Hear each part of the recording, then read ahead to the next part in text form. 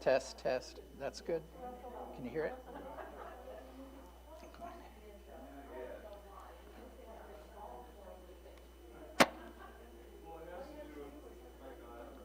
All right, let's get started. Welcome, everybody.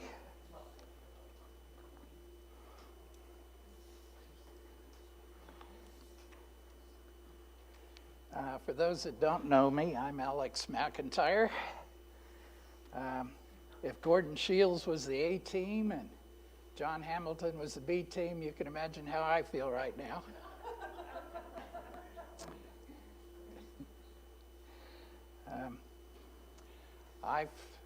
In the course of my years of teaching, I've taught middle schoolers, I've taught high schoolers, I've taught adult learners at the University of Phoenix.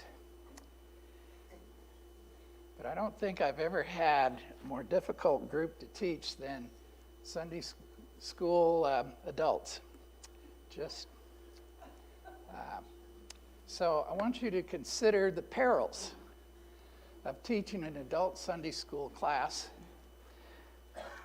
within the space-time continuum. Very important. Now, if we were to compress space and time into a line, if you went this direction, you would go towards what I refer to as dismal and absolute failure. And if you were to go this way, you would go towards shining success. Now, let me put that in perspective for you. In the case of dismal failure, people aren't listening. Nothing's going right. The lesson's just not going well. People are glossing over.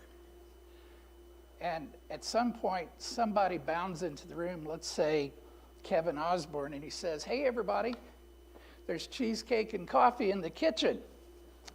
And everybody gets up and leaves, goes to the back. And I find myself all alone.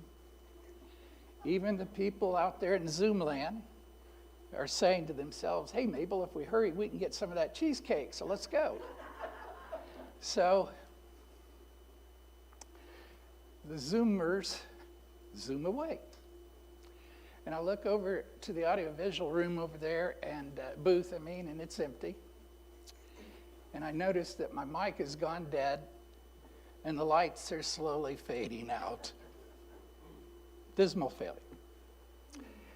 Now, the flip side of that, on the space-time continuum, is shining success.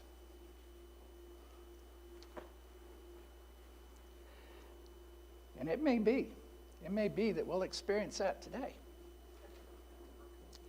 It's a case where I may say something so profound, so inspirational, as to take you to levels of spiritual understanding and insight and inspiration, yea, unto the throne of God. Probably not.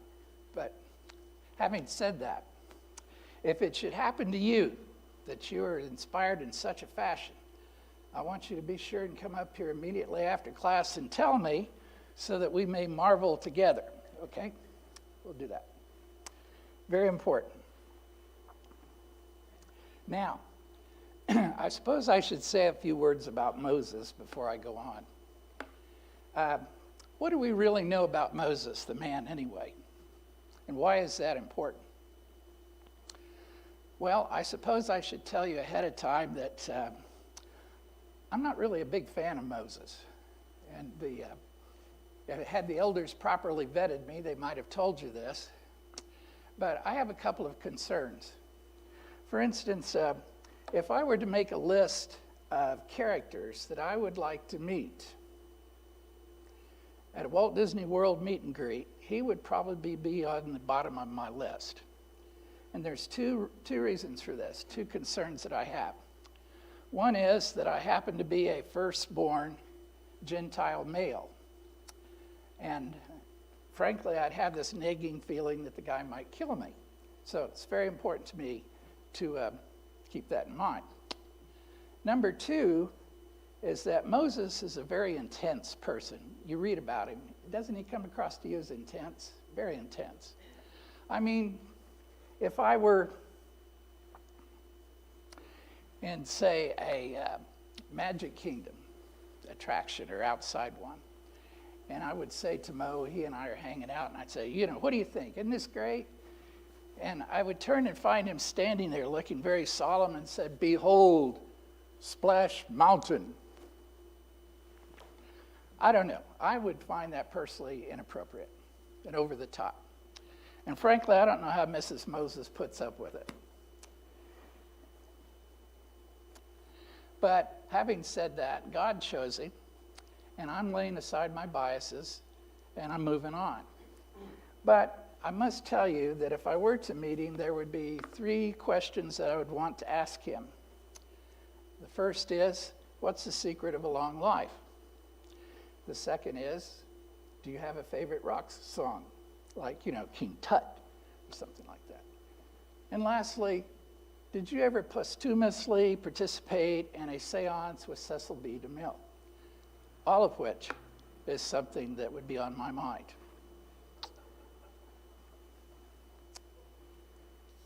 Okay, which brings us to the book itself. I want to take you into Exodus this way. Do any of you find that book somewhat ponderous? Do you just find it kind of heavy, and you're searching desperately for a translation that you can live with and that makes that book a little easier for you to understand? Well, I suppose we all are, but we have to understand how we got it in the first place. So I want you to help me translate a passage. Will you do that? Will you help me out? Now here we go. Here's the passage.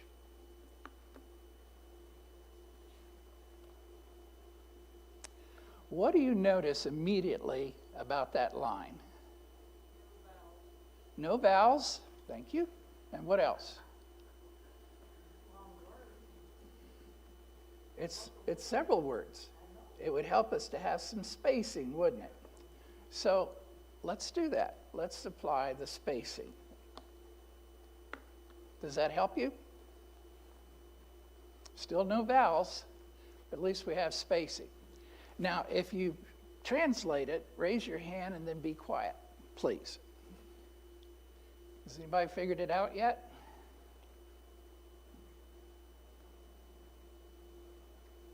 Okay. Now, what if I was to tell you that the people that wrote that language wrote it from not right to left, but left to right? Would that influence your interpretation? It would, wouldn't it? So let's take a look at it in our fashion. Starting to see some hands. Now, it would help us too if this language wasn't one that was built around the notion of no vowels. It was a consonant language, just like Arabic is. As a matter of fact, they had vowels, but they just didn't include it in their writing. But they would give us hints by means of diminutive consonants that would tip you off that a vowel was in the area, and also by flicks and flecks and dots on well-known consonants that would also tip you off that there is a vowel in the area, but they wouldn't give it to you, which is why we don't know for absolute sure that Yahweh is pronounced that way, but we know there are some vowels in there. So let's give ourselves some space here to indicate vowels are present. Anybody else pick up on the translation? John did in the back. Somebody interpret that for us. Wheel of Fortune. Anybody want to make a guess? In the beginning, God created the heavens and the earth. Who penned this text? Who penned it? Who do we believe penned it? Oh, come on. Moses. Moses. Isn't that something? Now, it looks nice and clean and fresh and English to us now, but if you went back and looked at the Hebrew, which they referred to, the ancient Hebrew, a lot of text writers or interpreters and translators and so forth refer to that as the impure Hebrew. Can you imagine that? There's Hebrew, but somebody's calling it impure. The pure form had the tip-offs about the vowels and so forth. Now we're starting with this, and we're using the English as our lead into it. But can you imagine what it must have been like, and has been like since before Tinsdale and all the way up through King James and all these other translations and so forth? What a challenge it's been for them to bring to life that ancient language. I mean, think about it, to bring to life that ancient language of Hebrew, that impure Hebrew, into something that we can first recognize, and then to present it to you and me in such a way that it's interesting. And can you think of all the iterations? I mean, we have to change it into French. We have to change it into Spanish and so many different languages. And each and every one of them has people, just like you and me, who want that language to come alive for them so that they can be inspired and know God. So the answer, of course, to this is Moses. And who penned most of the first books of the Old Testament? Moses. Now, this is a beginner's class, thank goodness, because I'd be out of my element for sure if I tried anything else. But this being a beginner's class, we'll at least accept that he did most of it. But somewhere along the line, he died and couldn't finish the last book, and somebody finished it for him, probably Aaron or Joshua or somebody like that. So once again, the answer is Moses, which leads us in to where we are. If the book seems ponderous to you at times, please try to remember that what we're trying to do here is get a glimpse of what went on in the day back then, and to be inspired by it and to come away with an understanding. That's our constant challenge. And so I hope you find a translation that works for you. But please understand that even then, it's one thing to translate it, it's another thing to properly interpret it and convey it in such a way that doesn't go so far afield that you get away from what they were trying to say in the first place. I don't want to beat that to death, but I hope that gives you some insight into what we're up against anytime we take on a book from the Old Testament or a book from the New Testament. Now, let's go on. If you look at this passage from the 3rd chapter, it takes us back to what God had in mind, and that's going to help us with our lesson today.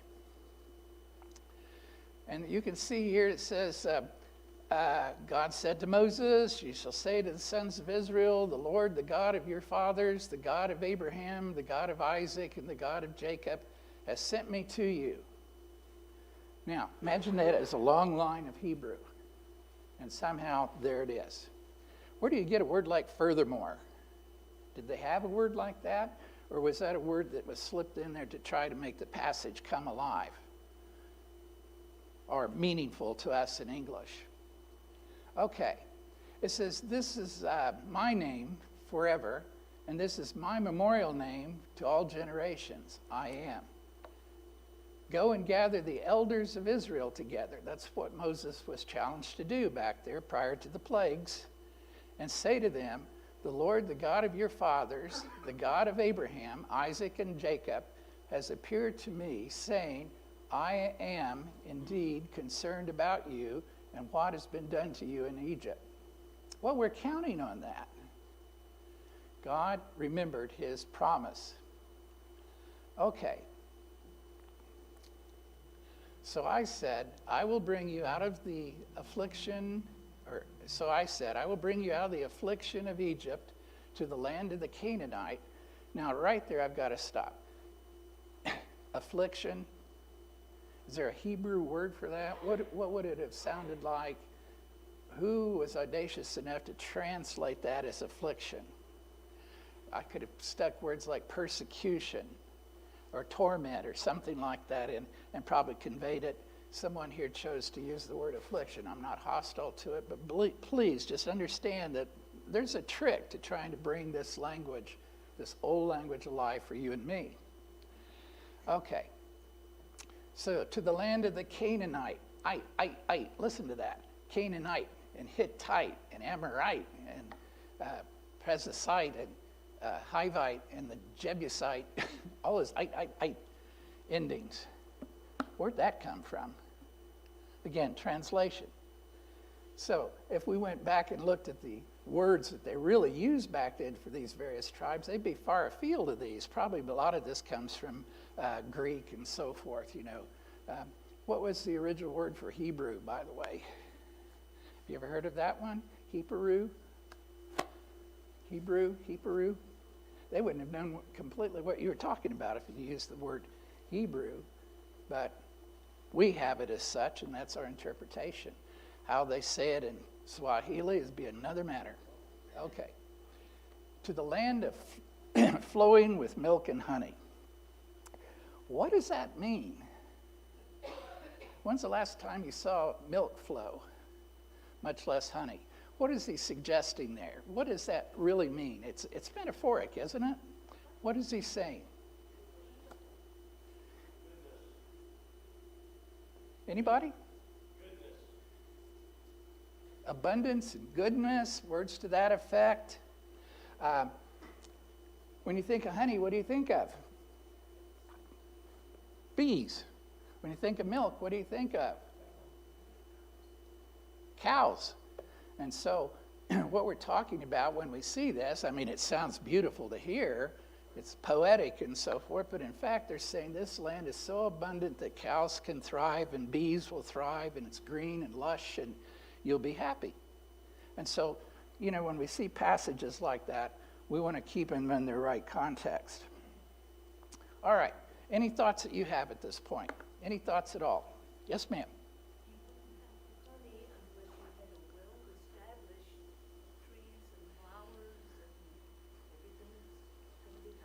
It'll be beautiful. Trees and flowers and all of these things are there. It's a lush area. And that's where he's taking them, to this land that people are occupying that are not godly. I can't imagine taking somebody's land away from them. But God could. And that's something for us to consider. All right. Now, here we are in chapter 15, which brings us to where we should be at this point. And it says, then God led Israel from the Red Sea, and they went out to the wilderness of Shur. And they went 3 days in the wilderness and found no water. Now, last time, John and Gordon were bouncing around the size of this population that was out there wandering. It staggered me. They were talking about hundreds of thousands. I don't know what reality is. It seems like a large number. But let's say even if it was a few thousand, it's still a lot of people that you have to take care of in terms of the need of their water. Water is a basic necessity. They had some, but it was quickly dwindling. And it says when they came to Marah, some people pronounce it Marah, they could not drink the waters of Marah. Marah means salty, for they were bitter. Therefore, it was named Marah. Now, here you are. If John and Gordon are right about the size of those numbers, and I have no reason to dispute it, but I'm just trying to keep populations into mind, what's manageable and what isn't. Here you are with a population that has faced its first calamity since crossing the Red Sea. They're out of water. And here becomes something that we really need to take into context. Here's God, and here's Moses. What do the people see?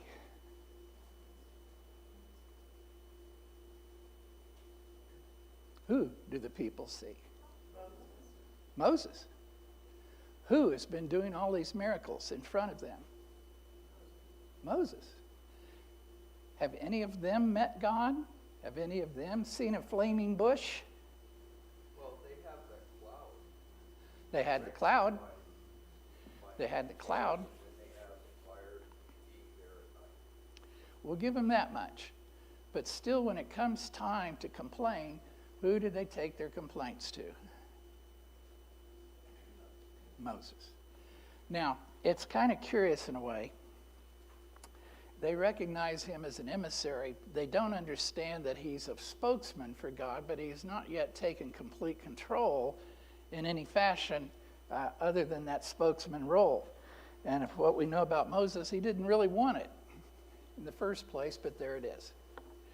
So instead of petitioning to this God, who they have no real relationship with at the moment, other than seeing the cloud and the fire by night, it's Moses. It's always Moses. So when they come across this salty water, what's the first thing they say? Moses, this is your fault. Where's the water? You brought us all the way out here to drink salt water.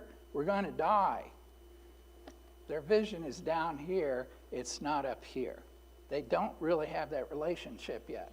And God knows this. And he knows it. Let's go on. So the people grumbled at whom? Moses, saying, what shall we drink? Then he cried out to the Lord. He cried out to the Lord, because they weren't talking to the Lord. And the Lord showed him a tree, and he threw it in the waters, and the waters became sweet. Then he made them a statute and regulation, and there he tested them. God is, at this point, trying to see if they're going to start turning their eyes away from Moses and towards him. Their focus is wrong. Now talk to me about that tree. When's the last time you threw a tree in salt water to make it sweet? I'm told that there are trees in that vicinity that have that capability. And we don't know how salty that water was, other than to say one of two things could have happened here. Truly, that tree had desalinating capabilities and could take, absorb the salt so that the water was sweet to the taste, or we had a miracle involved, or both. But it was the first test that God put upon them. They more or less fell in line, and it says, he said, you will give earnest heed to the voice of the Lord your God, if you will, and do what is right in his sight, and give ear to his commandments, and keep all his statutes. I will put none of the diseases on you which I had put on the Egyptians, for I am the Lord your healer. So he's going way back, and he's saying, I'll take you beyond afflictions. I'll take you to the very brink of healing, and I'll tend to you, but you've got to turn your eyes on me and believe in me. Get them off of Moses. Not yet. Let's see what happens. They went on, leaving Mara behind. And it says they came to a place called, and my first instinct is to say Elim. And it's pronounced Elim. I didn't know that, but I did some research. Elim. So Elim, Elim, however you want to say it's fine, but there you go.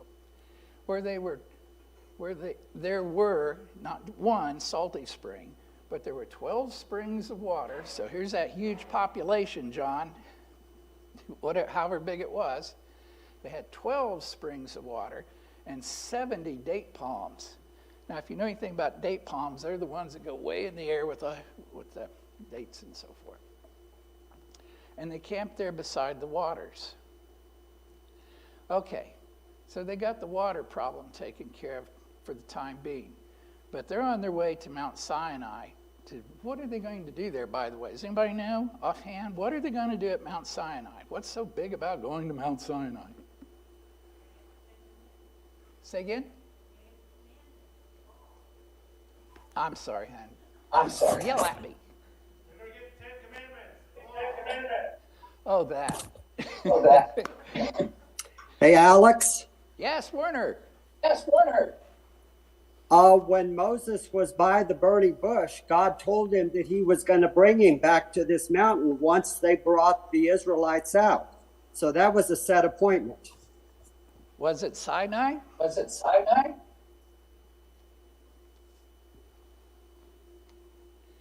Okay. Yes, it wasn't going to go there, but they were going to, in a nutshell, they were going to meet God. They were going to meet God. It wasn't just a matter of Moses coming down with 10 commandments, and here we go. They were going to meet God. They had a rendezvous to meet the Lord, and we'll talk about that in the next lesson. Okay. Well, it's time to move on. You've got a population, you've got water, you need to keep moving.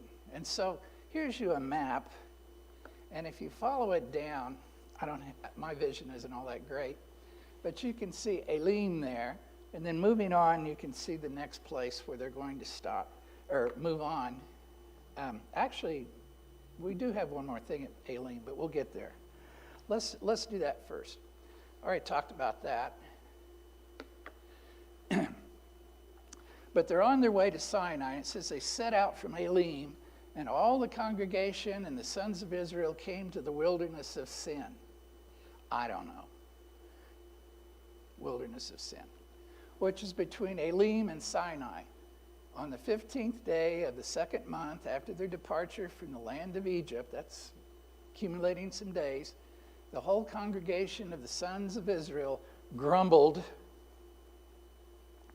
against Moses and Aaron in the wilderness. What was the problem this time? Does anybody know? They're running out of food. So here it comes. Once again, where's their vision? Down here. Instead of going to Moses and say, petition the Lord for us, pray to the Lord for us, or even their elders or themselves. I mean, surely they knew how to pray, I should hope. But anyway, once again, it's Moses, it's him, and it says, would that we had died by the Lord's hand in the land of Egypt. Boy, that's pretty harsh. When we sat by the pots of meat, these are slaves, but they're saying, we sat by the pots of meat, when we ate bread to the full, for you have brought us into this wilderness to kill this whole assembly with hunger. We're hungry. Do you really think Moses didn't know that? You think God didn't know that? And there couldn't have been a better way to handle this. But once again, their vision was on Moses, so guess what Moses did? Then the Lord said to Moses, Moses going to him, behold, I will rain bread from heaven for you. Now this is what they referred to in, I think it was Psalms, or might have been Proverbs, I'm not sure, as angel food. We'll see. But it's going to rain bread from heaven for you, and the people shall go out and gather a day's portion every day, that I may test them. I mean, if you want food, here it is, but you got to get yourself out there and gather it. And here we go. This will be the bread part. Naturally, you're going to need some protein. So I'm going to send you some quail, too, every evening. But by morning, you need to get out there. 5 days, 6 days a week, but on the sixth day, you need to get out there and gather up double portions, because on the seventh day, now guys, focus on this. This is the introduction to the Sabbath. The Lord had in mind that these people who he knew was persecuted for all these many years, I don't know if they were centuries, but many, many years. That passage way back when where it says, and there grew up a Pharaoh that knew not Joseph. How scary that must have been. To have an understanding with the Pharaoh that is, but the Pharaoh that came didn't see it that way. How many of you have had a new boss come in and just turn everything upside down? And for them, it was everything. I understand Elon Musk here has acquired Twitter. And he's firing people left and right at the moment, and that must be very disturbing for them. Just one of many examples that we could pull up, right? Okay. So these people went from whatever they had, to persecution, working 7 days a week. And suddenly the Lord is saying, on the sixth day, I want you to gather 2 times as much manna, 2 times as much, and put it aside. Now this manna flowed, and it looked a lot like, not cotton candy, but what they call it, hoarfrost. You know how tree limbs and so forth get all that fluffy frost on them sometimes when the moisture's just right, and it's beautiful to see. But they're saying it was white, it was like this, you picked it, it was almost like picking cotton, I suppose, and its taste was like honey wafers. Anybody ever have a honey wafer? They're delicious. Honey in the core. I would have brought some, but I never got out of here with them. You guys would have mobbed me or something. They're delicious.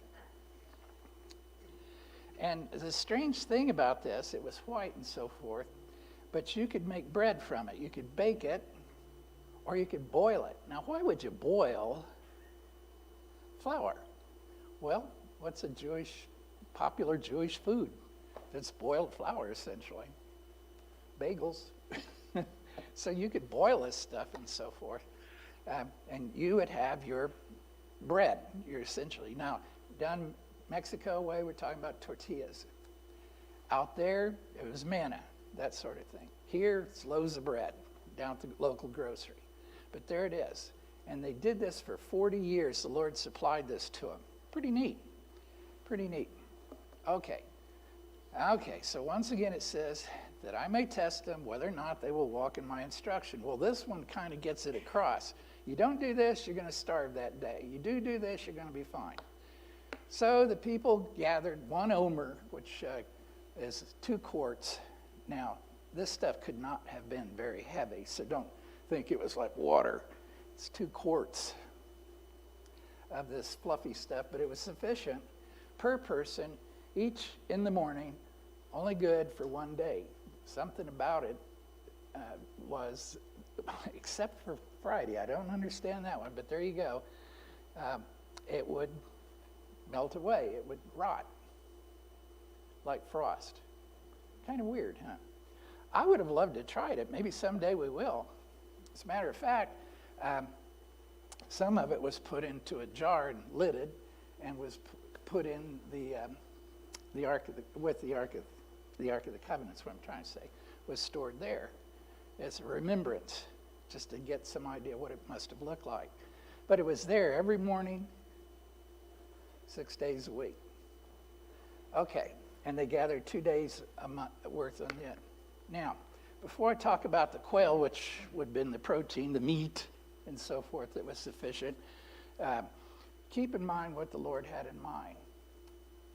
What do we mean when we say the Sabbath? This is it. What do we mean by the Sabbath?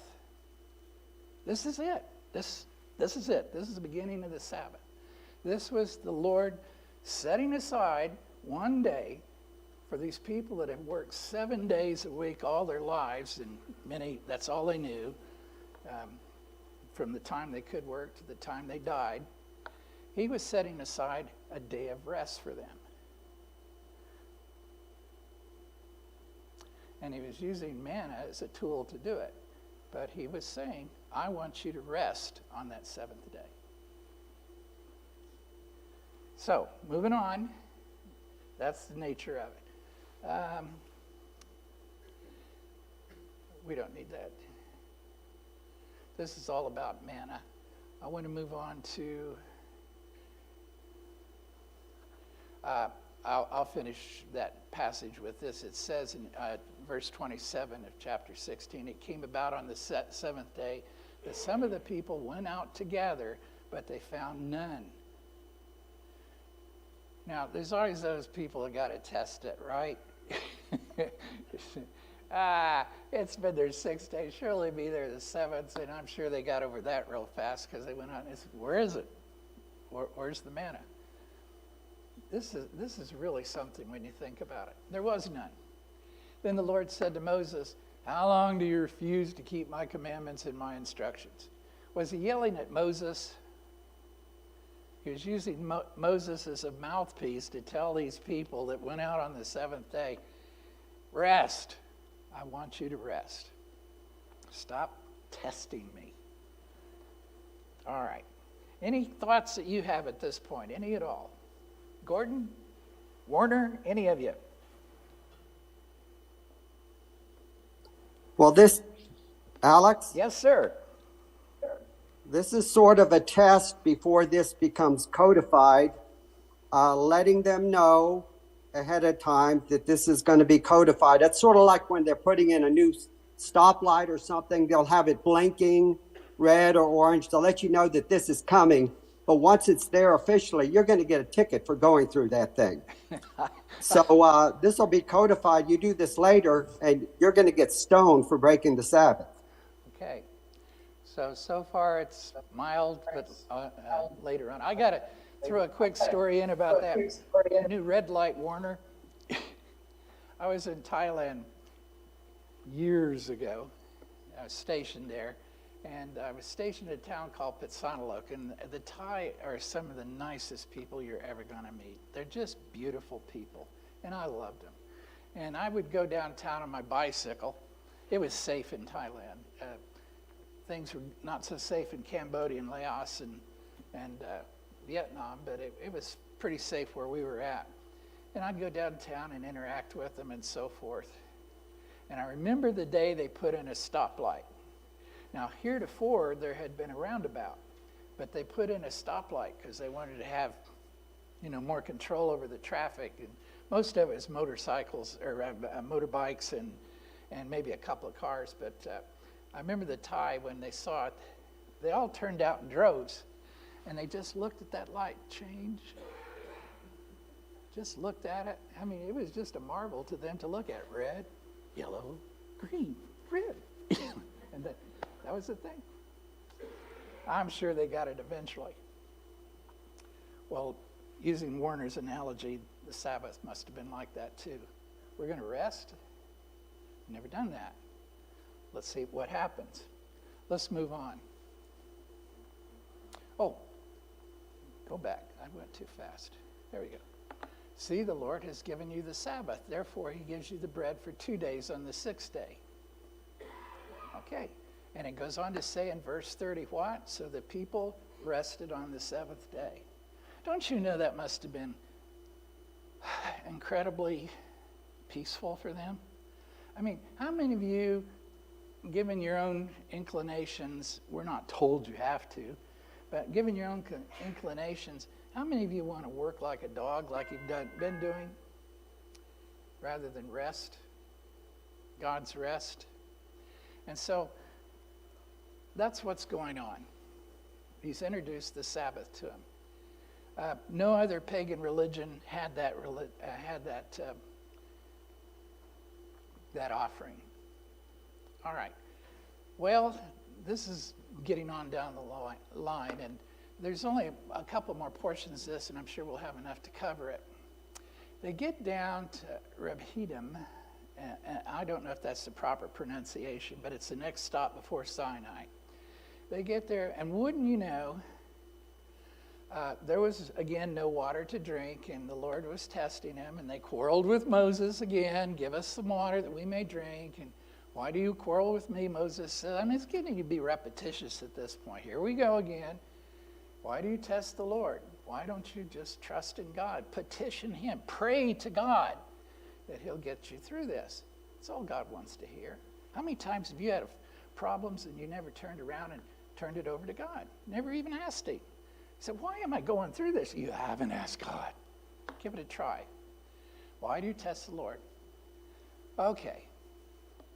Once again, why now have you brought us up from Egypt to kill us and our children and livestock with thirst? They haven't learned anything. So Moses cried out, and once again, what shall I do with this people?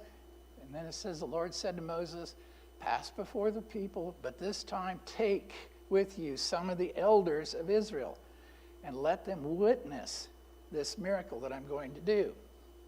And from here on out, the idea was to turn their frustration first to the elders of the leadership, as they should be, and then have the elders approach Moses, but ultimately to keep God at the top where he belongs.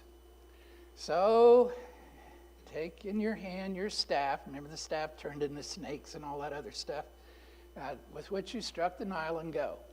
Behold, I will stand before you, then there on the rock of Horeb, and you shall strike the rock, and the water will come out of it, and the people may drink.